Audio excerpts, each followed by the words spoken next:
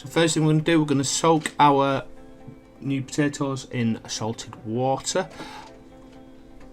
and then we're going to bring them to a boil on the stove until they are soft enough for a knife. Whilst the potatoes are cooking, we're going to prep our asparagus, which we're going to just trim slightly before squeezing a lemon over it, adding olive oil and salt water, and we're going to cook that for around 30 minutes at gas mark 6.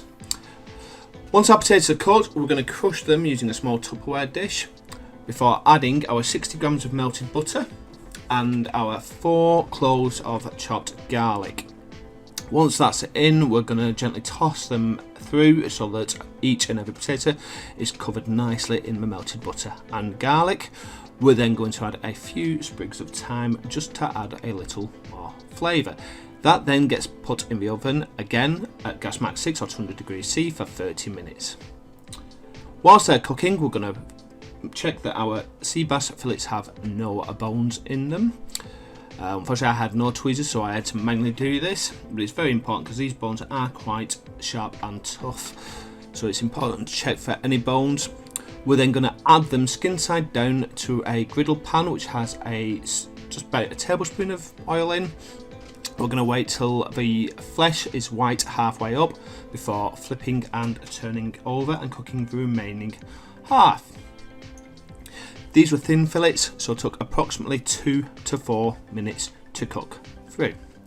Once they're cooked, we're going to remove from the pan, but we're going to keep the juice in the pan, and we're going to add another 60 grams of butter to the pan. Once that's melted, being careful not to burn the butter, we're going to add 2 tablespoons of capers into the mixture, and although it isn't in the video, another squeeze from a full lemon. And then we'll cook that through for a couple of minutes till all the flavours are merged. And then it's time to plate up. So we have our roasted asparagus, our crushed garlic potatoes,